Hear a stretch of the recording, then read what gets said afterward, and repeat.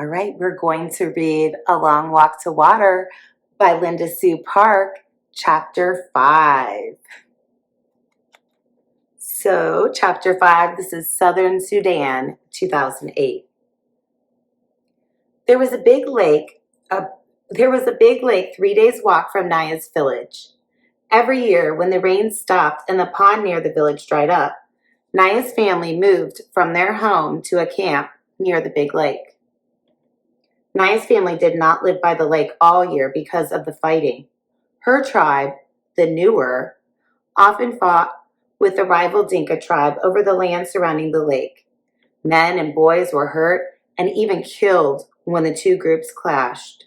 So Naya and the rest of her village lived at the lake only during the 5 months of the dry season, when both tribes were so busy struggling for survival that the fighting occurred far less often. Like the pond back home, the lake was dried up, but because it was much bigger than the pond, the clay of the lake bed still held water. Naya's job at the lake camp was the same as at home, to fetch water.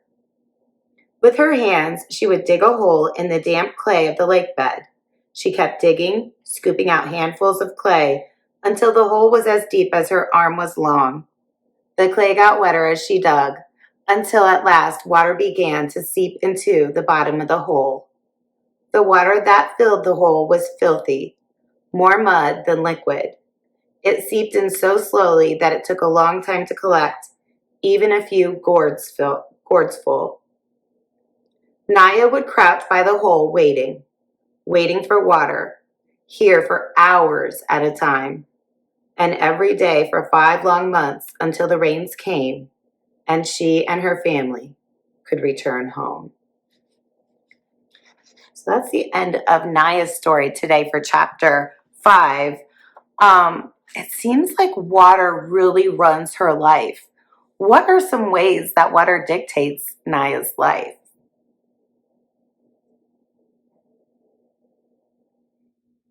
Southern Sudan, 1985. Salva's eye was swollen shut. Buxa's forearms were lumpy and raw. A friend of Buxa's had a fat lip. They all looked as though they had been in a terrible fist fight, but their injuries weren't bruises. What were they? They were bee stings. A fire had been started under the tree to smoke the bees out of the hive and make them sleepy.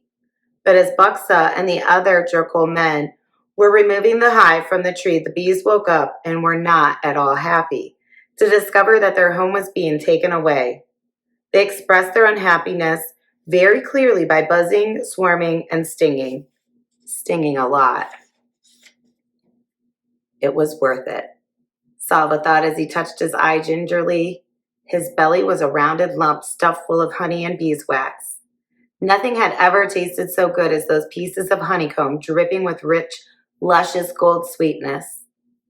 Along with everyone else in the group, he had eaten as much as he could hold, and then a little more.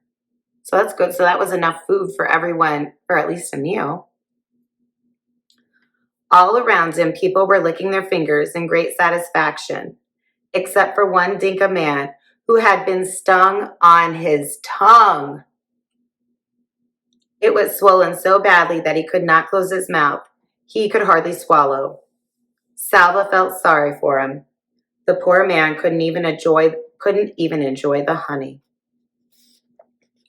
The walking seemed easier now that Salva had something in his belly. He had managed to save one last piece of honeycomb and had wrapped it carefully in a leaf. By the end of the next day, the honey was gone, but Salva kept the beeswax in his mouth and chewed it for the memory of the sweetness. Sometimes I do that with gum. If it loses its flavor, I'll still chew it. Do you ever do that too? The group got a little bigger with each passing day. More people joined them. People who had been walking alone or in little clusters of 2 or 3. Salva made it a habit to survey the whole group every morning and evening, searching for his family. But they were never among the newcomers. One evening, a few weeks after Salva had joined the group, he made his usual walk around the fireside, scanning every face in the hope of seeing a familiar one. Then, ouch! Salva lost his footing as the ground underneath him seemed to move. Oh, it wasn't a sting. Sorry. Ouch! He fell. A boy jumped. Oh wait, Okay, so Salva almost lost his footing as the ground underneath him seemed to move. A boy jumped to his feet and stood in front of him. Hey, that was my hand you stepped on. The boy spoke Dinka, but with a different accent, which meant that he was not from the area around Salva's village. Interesting to think about language. So they speak the same language, but there's some differences. So we might see that within our own country. If people are using English, depending on where you're from, you might hear people like in New York, they sometimes do a little different kind of accent than in the South. So sometimes we all speak a little differently. Or when I go out west, I don't hear how I sound differently than some of my friends that live in the western states, but they can hear it. So, we experience some of those similarities too. You can kind of tell, like, you're not from around here, are you? Because you might speak the same language, but it might be a little different dialect or accent even. Salva took a step back. Sorry, are you hurt? The boy opened and closed his hand a few times and then shrugged. It's all right, but you really should watch where you're going. Sorry, Salva repeated. After a moment's silence, he turned away and began searching the crowd again. The boy was still looking at him. Your family? He asked. Salva shook his head. Me too, the boy said. He sighed, and Salva heard that sigh all the way to his heart. What do you think that means? Salva heard that sigh all the way to his heart. Is it because they both aren't with their families? Like, this is something that happened to more people other than Salva? I believe so. Their eyes met. I'm Salva. I'm Mariel. It was good to make a friend. Mariel was the same age as Salva, and they were almost the same height. When they walked side by side, their strides were exactly the same length, and the next morning they began walking together.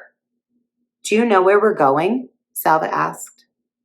Mariel tilted his head up and put his hand on his brow to shade his eyes from the rising sun.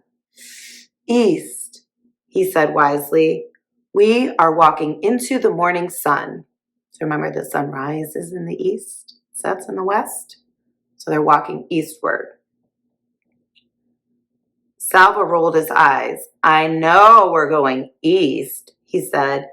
Anyone could tell me that. But where in the east? Mariel thought for a moment. Ethiopia, he said. East of Sudan is Ethiopia. Salva stopped walking. Ethiopia? That is another country. We can't walk all the way there.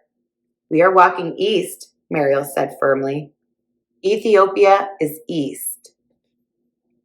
I can't go to another country, Salva thought. If I do, my family will never find me. Mariel put his arm around Salva's shoulders. He seemed to know what Salva was thinking, for he said, It doesn't matter. Don't you know that if we keep walking east, we'll go all the way around the world and come right back to Sudan? That's when we'll find our families. Salva had to laugh. They were both laughing as they started walking again, arm in arm, their strides matching perfectly. So why do you think that Mariel is a good friend for Salva? Do you have any friends that are like that for you? All right, let's finish this chapter. More than a month had passed since Salva had run from his school into the bush. The group was now walking in the land of the Atwat people. In the Dinka language, the Atwat were called the people of the lion. Their region was inhabited by large herds of antelope, wildebeest, gnus, and the lions preyed on them. The Dinka told stories about the Atwat, and when an Atwat person died, he came back to earth as a lion. with a great hunger for the human flesh he once had. The lions in the Ottawa region were said to be the fiercest in the world. Nights became uneasy. Salva woke often to the sound of roars in the distance, and sometimes to the death squeal of an animal under a lion's claws. One morning he woke bleary-eyed after a poor sleep. He rubbed his eyes, rose, and stumbled after Mariel as they began walking yet again. Salva? It was not Mariel who had spoken. The voice had come from behind them. Salva turned. His mouth fell open in amazement, but he could not speak. Salva! That's the end of the chapter. Oh, I love cliffhangers. Okay, who do you think it is? Somebody knows him, but it's not Mariel. I wonder who it could be. We'll have to find out in the next chapter. That's the end of chapter 5.